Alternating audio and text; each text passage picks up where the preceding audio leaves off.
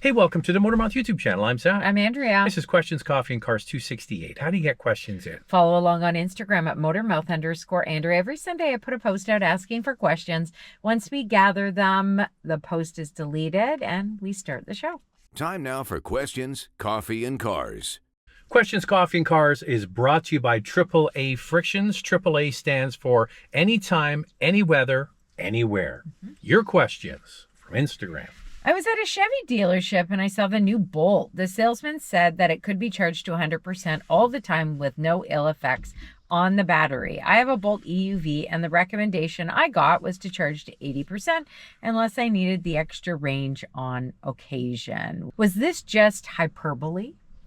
No, because they got a brand new battery in the Bolts and it's got much better charging, especially high-speed charging on the road.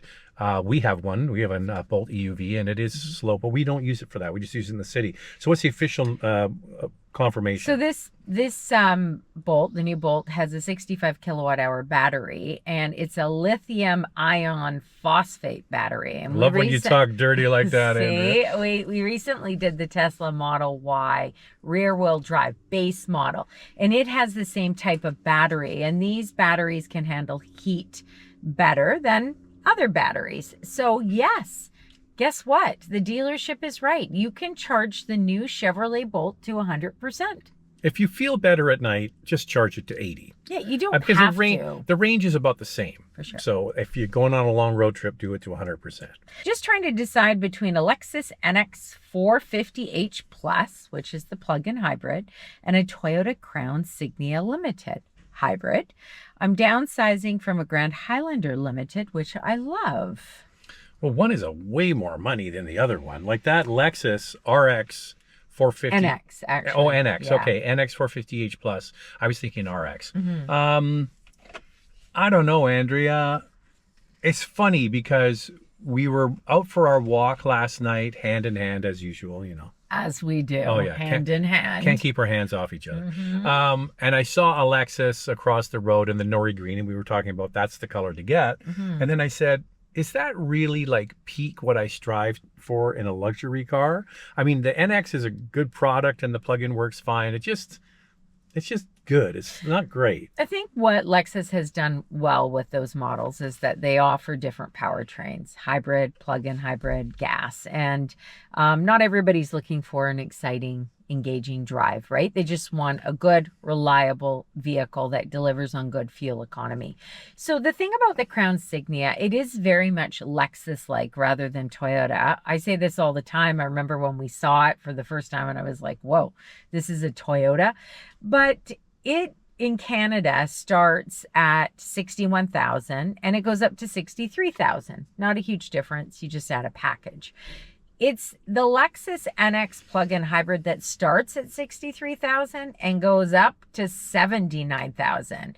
What? So I think it really depends on how you drive. If you I certainly wouldn't buy it. I'd want a little more excitement for almost 80 grand. I know, it's a lot of money. Yeah. So I would say it depends on how you drive. Do you mostly do city driving? Can you stay within that range most of the time?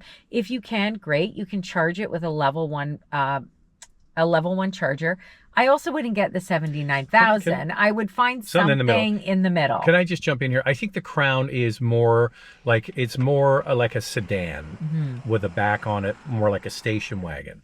And I think that if you like the idea of a comfortable premium sedan feel, then the Crown would be the way to go, which would be my choice of the two, because I like wagons. I like more, it's like sort of, it's not exactly the same, but it is kind of based on the Camry platform. You get a very competent car for driving. That would be my choice. And it's unique. It's something different. Yeah. There's a lot of NX models on the road. Now, an NX is going to get a substantial update for 2027. Those are all the rumors online. So I don't know. It's up to you whether you want to wait for something like that. It's a real tough choice, isn't it? Because it does get up there in price. So if you do decide on the NX plug-in hybrid because it works for you, go with a lower trim. Hey, it's breaking news from AAA Frictions. AAA stands for Anytime, Any Weather, Anywhere, which describes these high-performance brakes designed and engineered in Canada for Canada's harshest climates. Motormouth viewers get 10% off using the code MOTORMOUTH10. Order yours today and feel the difference. My wife is looking at a 2026 Volkswagen Taos Comfort Line Black Edition and a 2026 Ford Maverick Lariat Hybrid. Don't get jealous, Zach. The price point of the Taos is very appealing, but some of the reviews we have watched and read, there seems to be drivetrain issues. She absolutely loved the Maverick, how it drove and handled, but the price point on the Maverick is hard to swallow. Have you heard anything as far as issues with either vehicle? Well, there's been lots of recalls around the Maverick when it first came out, but it has been out now, I think 3 years, or maybe even it's in its 4th year. I am jealous. I absolutely love the Maverick. It's funny, we were just talking to a colleague on the phone this morning, and he's driving the Maverick press car, and he just loves it. And I was like, yeah, I mean, Taos is two totally different. One is an apple, one is an orange, one is a banana, one is coffee, one is tea. So you've got a small SUV, like a subcompact, or a pickup truck. Does she want to be driving a pickup truck? I agree with you about the Maverick. It gets up there in price. In Canada, that's just under $50,000. You don't need for to that get that trim one. you're talking about. Oh, which one of the XLE? The Lariat. Oh, the Lariat. So the Taos absolutely offers great value, but they're, as Zach said, they're very different. What are you using it for? Are you putting people in the rear seat? Because in the case of the Maverick, it's not that comfortable. No. As we know with pickup trucks, the back is quite straight up. You will find that the rear seat in the Taos is much more comfortable. If it's only your wife driving it and you once in a while, I don't know. I would go back to what we just talked about, the Crown Signia and the NX, and get something a little bit more unique with the Maverick and fuel economy it delivers on. Yeah, I know. The problem is that you do want certain features, and it's only available in the Lariat. I hear you. I've built it online many times, and the one we had, it was kind of that like sand color one with the black stripe we had last summer. That's kind of the one I would pick, I think. I like that color combo and everything. Now for reliability, both of them had problems at the start. Both had problems. Both have improved with reliability. Consumer Reports gives the Maverick Hybrid a better predicted reliability score than the Taos, but both have improved a lot since the start. Just one point before we move on. The now defunct Ford Escape, what the hell are you thinking, Ford? Hybrid was just given one of the most improved from Consumer Reports. So it's not the same car, but it is built on the same platform and the same powertrain. So you can extrapolate that they're obviously figuring that stuff out. And the front-wheel drive model delivers amazing fuel economy, and the all-wheel drive model, we got the EPA number, so we were quite happy with that. What's your opinion on the new price for the Tesla Model 3? The irony of ironies, Andrea. Look what's just passed us. There's many. Tesla Model 3. Well, don't bury the headline, as they say in the news business. What's the new price? Oh, the new price is $39,490 for the premium rear-wheel drive model. Okay, pump the brakes. Just pump the brakes for a second. It's the Tesla Model 3, so that's a sedan. It's under 40 grand, and it's not the base model. It's the premium, which gets more stuff in it, but it's still a two-wheel drive. It's so what? It's a no. I'm just clarifying what it is. So it's under $40,000. How are they able to achieve this, Andrea? Okay, couple things. It's now made in China, so Bingo. they've had to pivot. But because our federal government is now allowing, this is in Canada, Chinese-made EVs, $49,000 per year. Why wouldn't Tesla take advantage of that? It does not qualify for the federal EV rebate of $5,000. So that price point is your MSRP. Some of you have said, well, what about BYD? When are they coming? Oh, wait. I just want to jump in on this.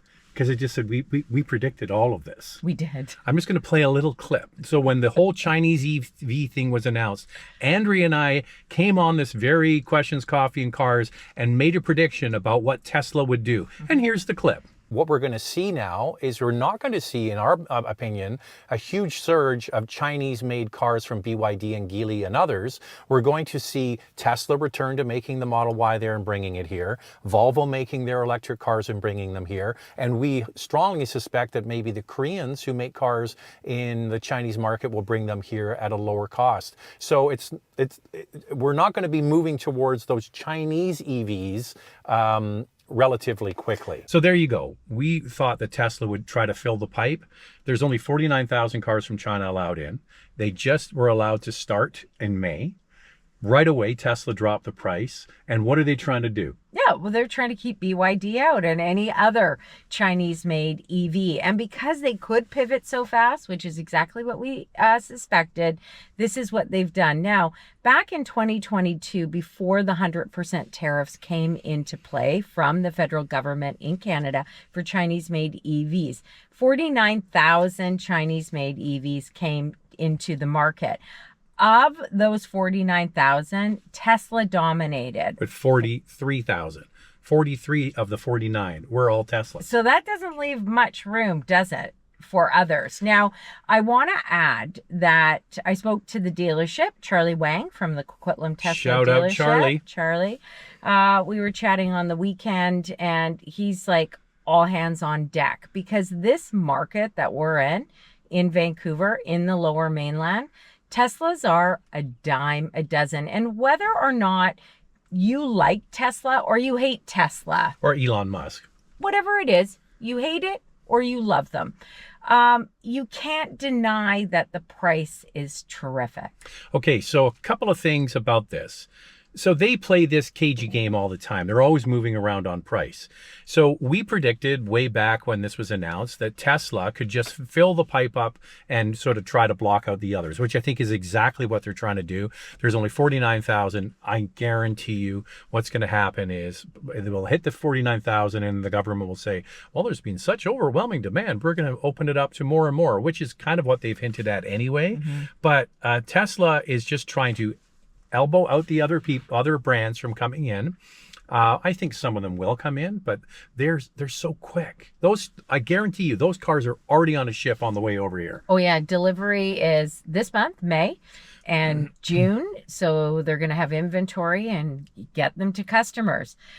So we'll see what happens if the federal government increases the amount and that other Chinese-made EVs can come in. Now, there are other options. There's the Subaru Uncharted and the Toyota CHR, where they do qualify for that $5,000 federal rebate, and that brings the cost down as well. So I just want to add that.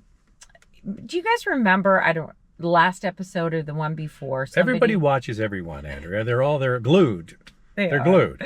Do you remember our viewer who was asking us about the Toyota BZ XLE front-wheel drive model? So we had somebody write in and we used a question about they were shopping for a Toyota BZ and it was XLE front-wheel drive. An XLE front-wheel drive, out the door price of 42 grand, right? That's right. And so what happened with this? So because of our reaction, we were like, take the money and run. Do it. Yeah. He bought it. And he's so thankful that he did because the rates skyrocketed, he said, as of May 1st. So he was absolutely thrilled he jumped in. Well, I'll tell you why.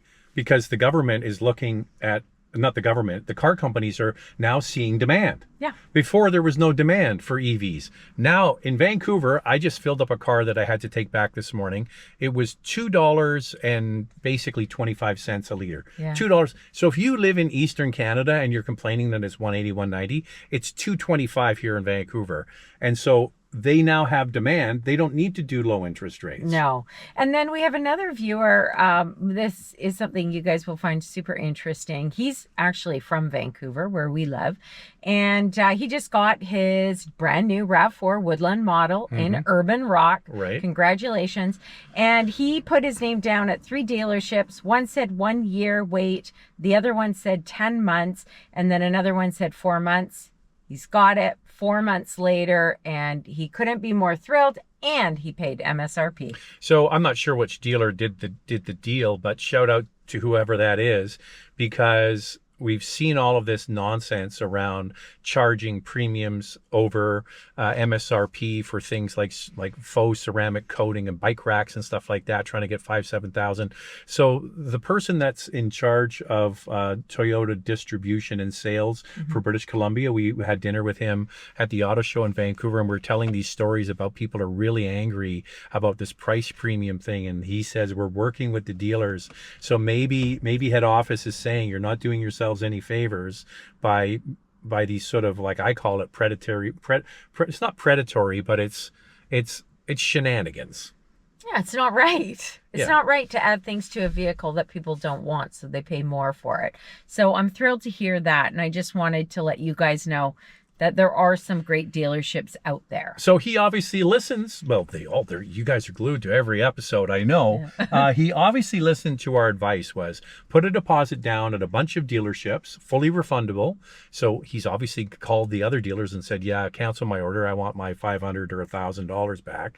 And then one came through. So that's kind of how you do it if you really want to get a new car before everyone else. And the Urban Rock color, it looks really good. Well, I know we're not driving in. What do we need to put it in? Got to put it in S for subscribe. And if you can hit that notification bell, you'll be notified when all of our reviews drop, and then you can watch them. The goal remains 500,000 subscribers by the end of 2026. Anything you can do to help would be fantastic.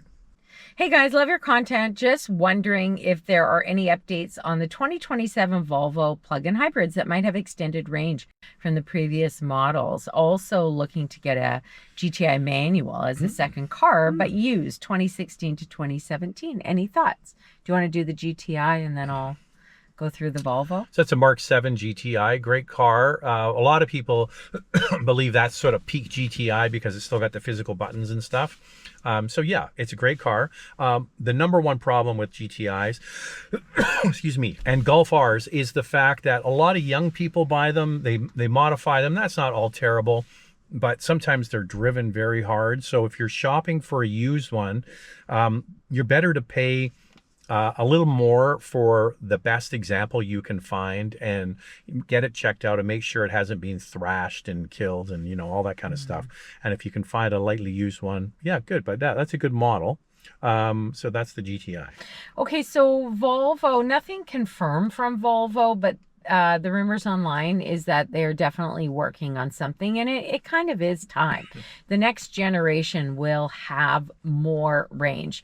And I think we can look to the XC70 that was released in the Chinese market with 200 kilometers of range, 124 miles. Come on. This is an extended range plug-in hybrid. It is the most that Volvo offers on a plug-in hybrid. So that's available right now in the Chinese market.